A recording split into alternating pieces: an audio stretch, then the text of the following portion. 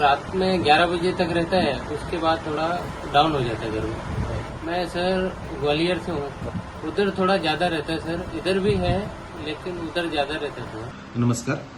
आपण जो समर बोलतोय की 2026 हा समर आपण चालू होतो, आपण कन्सिडर करतो मार्च पासून ते मे पर्यंत, म्हणजे आपण सध्या तरी आपण अजून समर सीझनमध्ये आहोत.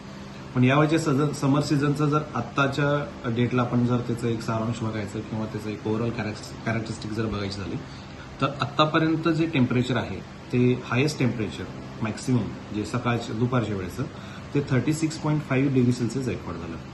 हे जे टेम्परेचर आहे हे एप्रिल महिन्यामध्ये रेकॉर्ड झालं आणि एप्रिल महिन्यामधले जर काही विशिष्ट जर हायेस्ट आकडेवारी जर आपण बघितली तर त्याच्यामध्ये ते पहिल्या 3 क्रमांकामध्ये ते पहिला, दुसरा आणि तिसरा क्रमांक याच्यामध्ये ते नोंदवलं गेलं. सोबतच काही अजून टेम्परेचर 36.4 आणि हे सुद्धा टेम्परेचर पहिल्या 10च्या याच्यामध्ये नोंदवले गेले. सो जो एप्रिल महिना जो होता हा यावेळेच्या याच्यात जे हायेस्ट टेम्परेचर कन्सिडर केले तर त्याच्यामध्ये तो हे टेम्परेचर नोंदवले गेले.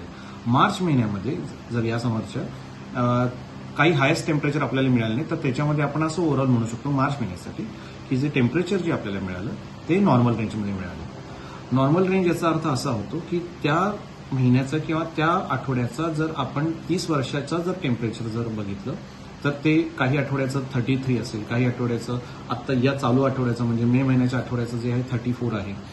सो 33 डिग्री सेल्सिअस जेव्हा टेम्परेचर असतं त्याच्यासोबत जेव्हा टेम्परेचर हे 1.5 डिग्री प्लस किंवा मायनस हे असतं तेव्हा त्याला आपण नॉर्मल व्हेरिएबिलिटी म्हणतो आणि त्याला normal range of the temperature म्हणतो.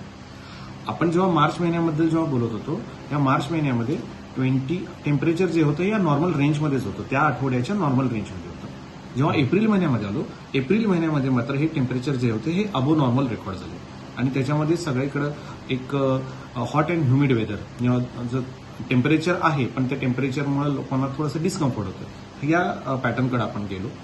मे महिन्यामध्ये सुद्धा आपण जेव्हा इथं आहोत तेव्हा सुद्धा हे टेम्परेचर आपल्याला हॉट अँड ह्युमिड आणि डिस्कम्फर्ट वेदर जाणवते. मे महिन्याच्या याच्यामध्ये जे टेम्परेचर होतं ते 35 आणि 36.5 या रेंजमध्ये टेम्परेचर होतं आणि मिनिमम टेम्परेचर एस्पेशली जर आपण विचार केला यावेळी तर हे मिनिमम टेम्परेचर हे अबो नॉर्मल रेकॉर्ड केलं. हे या समरचं 2026 कॅरेक्टरिस्टिक्स आहे. आता हे जे नाईट टेम्परेचर आहे जर याचं जर ढोबळमानानं जर आपल्याला विचार करायचा झाला तर नाईट टेम्परेचर हे जास्त का नोंदवलं गेलं याच्या मागे 2 कारणं असतात. एक आहे की हवेमध्ये असलेली आर्द्रता, हवेमध्ये जी आर्द्रता होती संध्याकाळच्या काळामध्ये आणि त्यासोबत असलेलं जे उष्ण तापमान या दोघांच्या इम्पॅक्टमुळे रात्रीचं जे तापमान आपल्याला होतं ते आपल्याला जास्त जाणवत होतं. हा मागचा आठवडा पण जाणवतोय आणि सध्या सुद्धा आपल्याला याच्यामध्ये हे परसिस्ट आणि कंटिन्यू होतंय.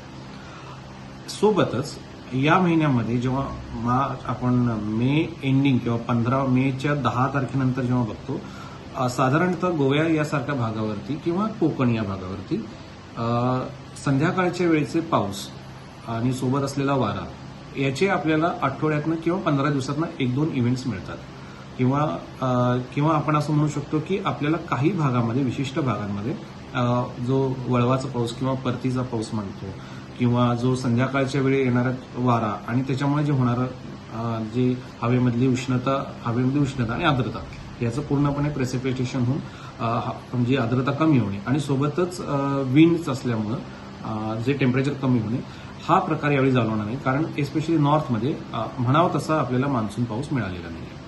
सो ओव्हरऑल जेव्हा आपण याचा जेव्हा सारांश बघतोय तेव्हा आपल्याला फेब्रुवारी मार्च हे टेम्परेचरच्या दृष्टीने आपल्याला नॉर्मल गेले.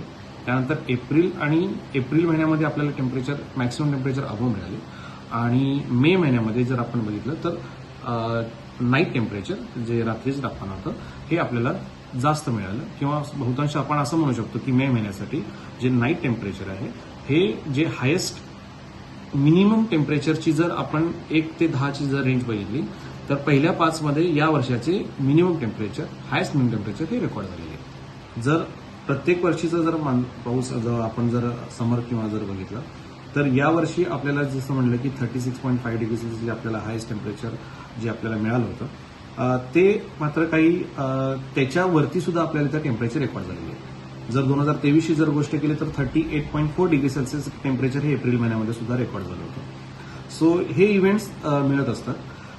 या महिन्याचे जसं मी सांगितलं कॅरेक्टरिस्टिक जर आपण जर या समरला जर एक डेफिनेशनमध्ये जर बघायचं किंवा याचं एक कॅरेक्टरिस्टिक जर आपल्याला आयडेंटिफाय करायचं असेल तर जे minimum temperature highest minimum temperature हे यावेळेचं सिग्निफिकंट त्याचं कॅरेक्टर आपल्याला असं म्हणता येईल. रिझन असे दोन असतात. आपल्याला रिझन जर बघायचं झालं तर दोन आपल्याला म्हणायचं आहे. हवेतली आर्द्रता आणि सोबतच जो प्री मान्सून आपल्याला डिफिशियट जो आपल्याला मिळतं, या दोघांचा जर जे मेन हे दोन रिझन आपल्याला असं म्हणता येतील की यामुळे आपल्या इथे हे दोन टेम्परेचर हे आपल्याला जास्त मिळाले. मान्सूनच्या आगमनाबद्दल सगळेजण उत्सुक आहेत आणि मान्सून अपेक्षित जो आहे तो आम्ही लवकरच त्याच्याबद्दल जी माहिती आहे की ती जो सुधारित अंदाज म्हणतो, आपण सांगितलं होतं की 92% पाऊस जो पडणार आहे, जो पहिला ओव्हरऑल भारतासाठी आपण जे म्हणतो, आणि जो पुढचा जो सुधारित अंदाज आहे की 5 होमोजेनियस रिजनवरती मान्सूनचा प्रभाव कसा असेल, सोबतच मान्सूनचं आगमन कधी होईल, केरळमध्ये कधी होईल. सध्या आपण जर बघत आहोत की तर जो अंदमान पहिला आपण म्हणतो की मान्सूनचं आगमन पहिलं अंदमान निकोबारवरती कधी होईल ते लवकरच अपेक्षित आहे.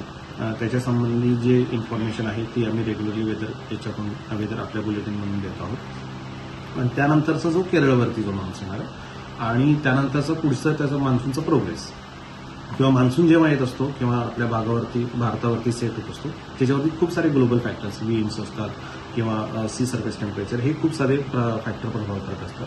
मान्सूनचं जेव्हा केरळ आणि आपल्या इनलँडवरती विंड जेव्हा स्ट्रॉंग होतात आपल्या भागावरती आणि त्यांचं परत साऊथकडून नॉर्थकडे त्यांचा जेव्हा प्रवास चालू होतो, या दरम्यानमध्ये लोकल फॅक्टर्स हे खूप कारणीभूत असतात. सो त्यांचा त्या लोकल फॅक्टर्सच्या प्रभावानं पुढं मान्सूनची प्रगती कशी होतीये काय होतीये याचा अभ्यास हा त्यावेळी गरजेचा असतो.